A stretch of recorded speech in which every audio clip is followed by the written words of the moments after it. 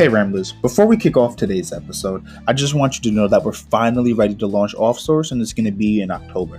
The team is working tirelessly and endlessly to bring you an amazing product and service. So if you know anyone that needs a virtual assistant or just like to make some extra money for our referral program, tell them to head to offsource.tech or text info to 516-408-2427. Make sure you're following us across all social media at OffSourceHQ. Now let's get ready to ramble. Before we begin, a moment from our sponsor. Hey guys, welcome back to another wonderful episode of The Ramblings. I have a very dear friend of mine as a co-guest host today.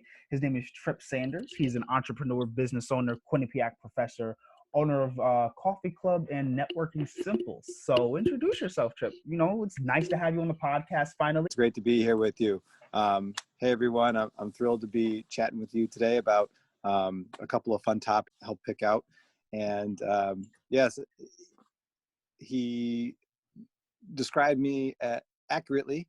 I would only add on there, in addition to being a professor at Quinnipiac University and a business owner of two small businesses, I'm also a dad. And, that to me is the priority and certainly the most challenging job I've ever had. And it's one that I would never trade. So it's been an awesome ride. My our two sons, sorry. My wife would get mad at me for that, are 9 and 7. So that's 4th grade and 2nd grade. And today they happen to be in school. So life is really good. Yes, I know how that is. So you do networking, you're a Quinnipiac professor. What has driven you down the road of being, say, a teacher and a networker? You know, you dealing with people a lot, always being in front of someone, whether it now be the camera because you have to teach or because, you're doing a networking group.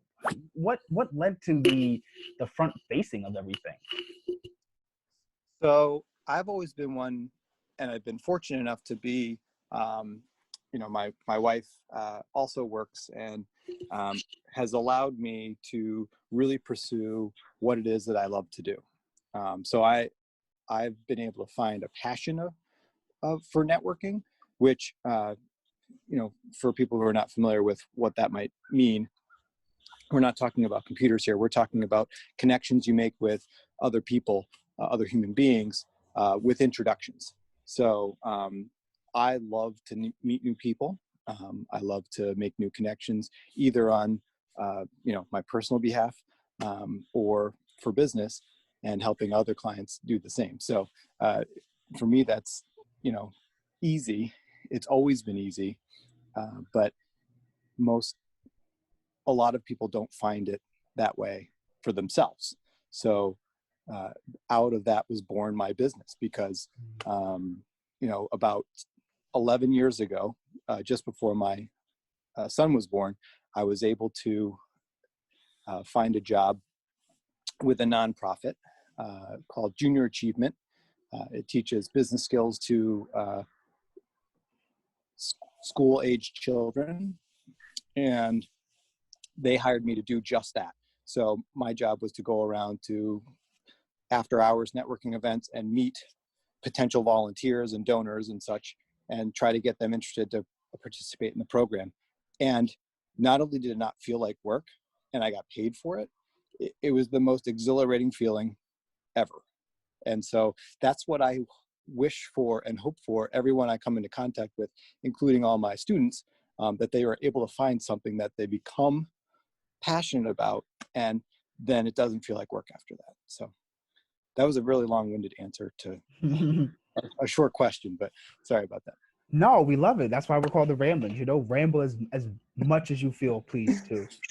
Oh, be careful what you say. No, we do encourage it. So with all of those things going on, being a dad, I'm sure takes up, as you said, being a priority, a lot of your time. And then you have networking, you're running businesses, being in front of as a teacher. When do you find time for yourself, and what do you do with that time? Great question.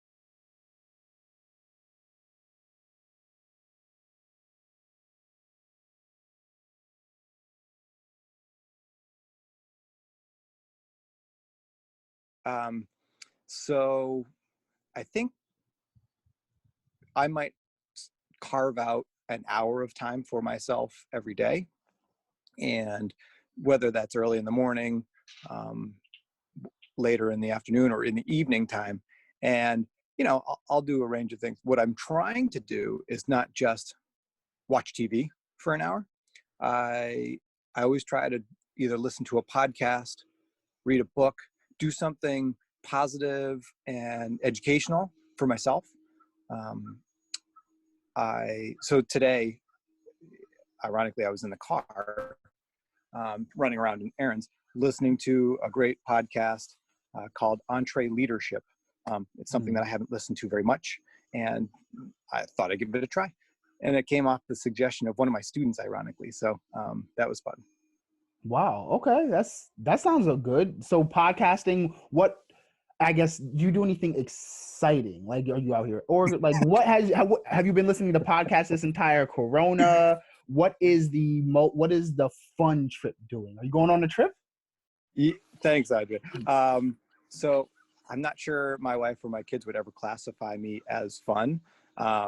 However, we've done a lot of fun stuff during COVID. We've done our best to take advantage of all the, great resources that Connecticut and, some regional things have done. So we do a lot of camping.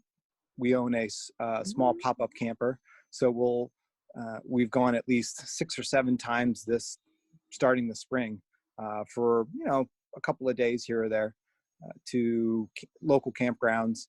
Hammonasset? Close by, Rocky Neck, if you've ever been, which is just down the road from Hammonasset. And just over the border into Mesquamaket, there's a bunch of great campgrounds over there. But also, we like to go up into the Litchfield County. Lake Warramog is a great place to go and check out. It's just, that's fun for us. And just getting outside, doing some hikes, taking our bikes along as well. And, just that's fun. But we've also had the chance to, the kids like to go to amusement parks. So Quasi has been open. I don't know if you've ever been to the amusement park in Middlebury, I think. A couple times. And we traveled up to Vermont once as well over the summer. And there's a mountain park on Bromley Mountain in the summer that's got these really cool mountain coasters. It feels like you're sliding down a water slide on a sled. It's crazy. That is.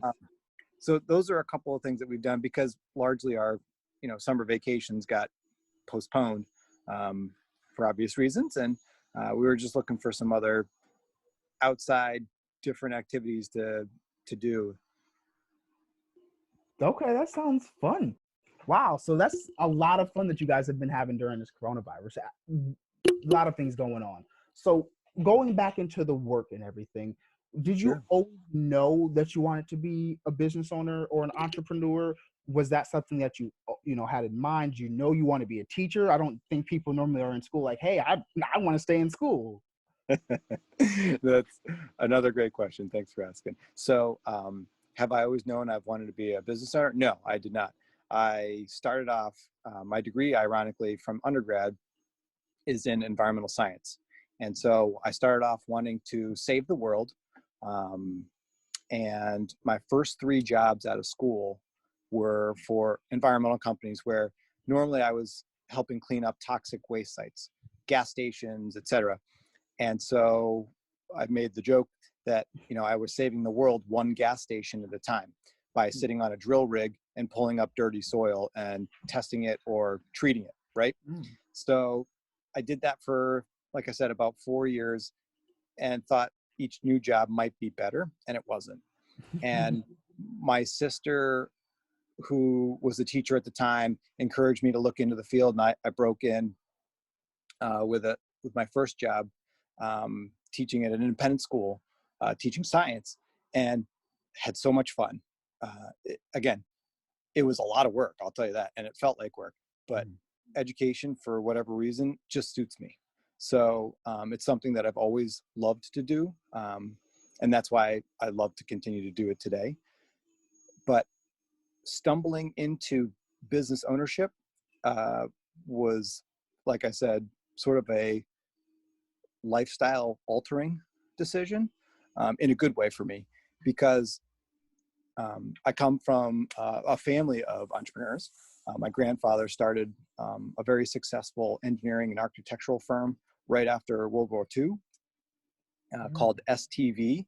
It's since merged with another large firm, and over the world, they employ over, I think, 25,000 people across the world. So that all started from his garage, essentially, in Pottstown, Pennsylvania in 1947. So it runs in our veins, which is a good thing, the Sanders family. And so, I try to use every advantage I can, whether it's genetic or or just dumb luck, So, so I like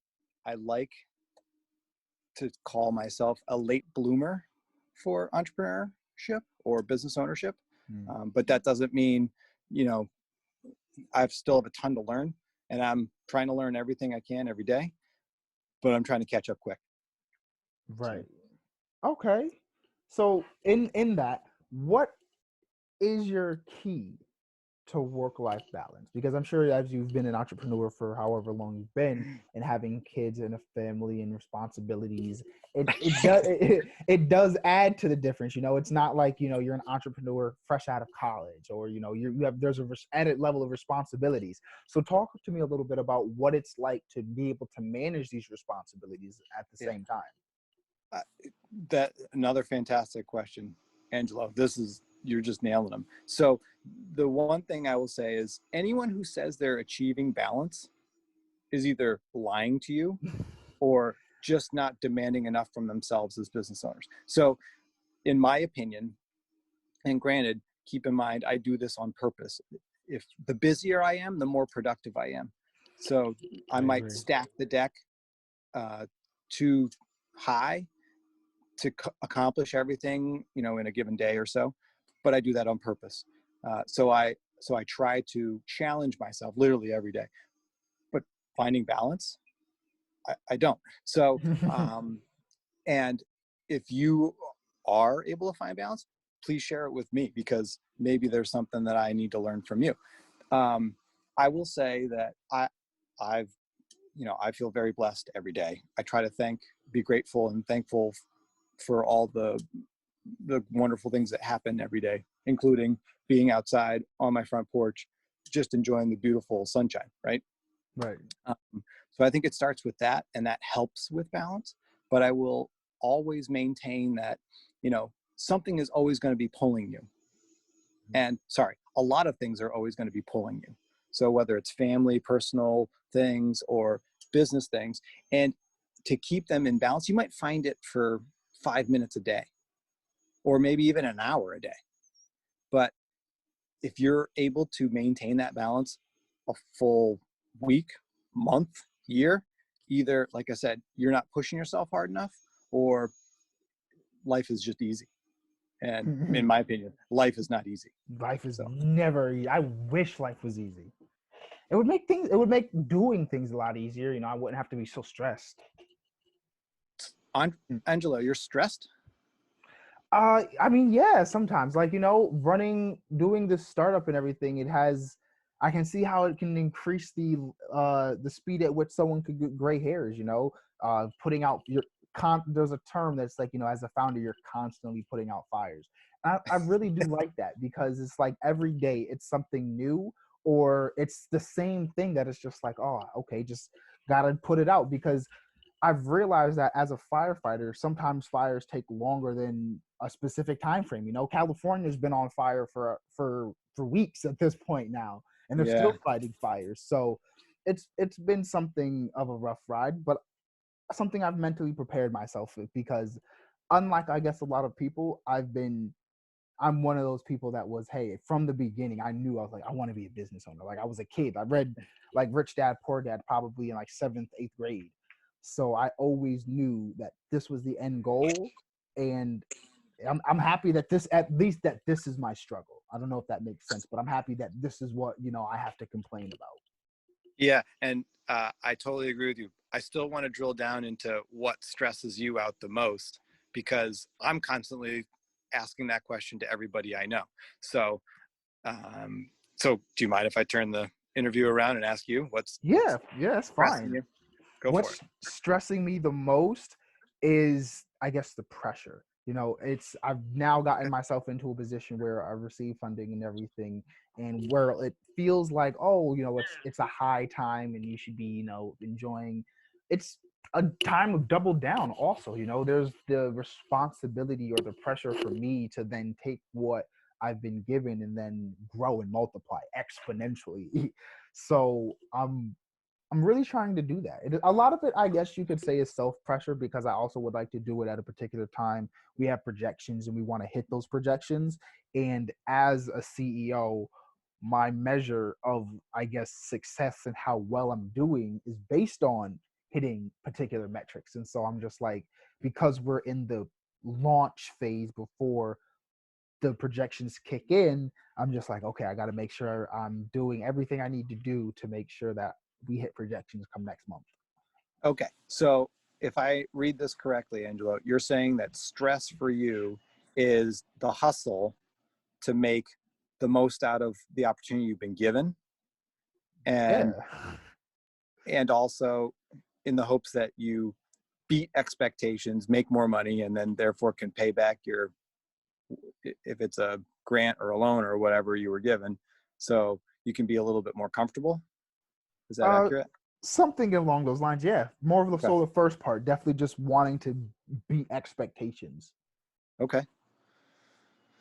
Well, let me know how I can help, because it's awesome to hear how you at your age are just going for it. And this is the perfect time and opportunity for you to do it, because one thing that I love to look at and think about is, you've got two viewpoints in this world at this exact moment. You've got people who think the world's going to end and COVID is, disastrous for everything. Or you can take the opposite approach and look at all the wonderful opportunities that are coming out of this. So you've clearly taken the second, the blue pill, we call it. And, Right. you know, success will be awarded to those who are chasing it. So keep chasing it. You're doing great. Thank you so much. So I know that you have a tight schedule. So before I get you out of here, I want to ask you something. We're Sure. actually putting out a set of hoodies. Would you like a hoodie? I would be honored. Is it an off-source hoodie? Yes, it is an off-source hoodie. Wow. I will treat with, I will wear it everywhere. You're so kind. I appreciate that. Now, can I return the favor and offer you a coffee club coffee mug? Absolutely. That would be great. Now that I'm starting, now I don't drink coffee, but I like to do hot chocolate. So There you bring it on. So I wanted to ask you about coffee club. We should probably do that off the record. But so what is it that you're doing now to network off source as best you can? We definitely will chat that offline, and we'll see you guys.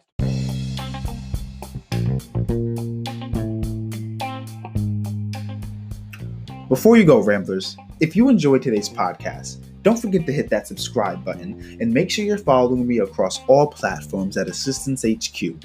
Catch up on exclusive content and keep track of everything going on at OffSource. See you in October.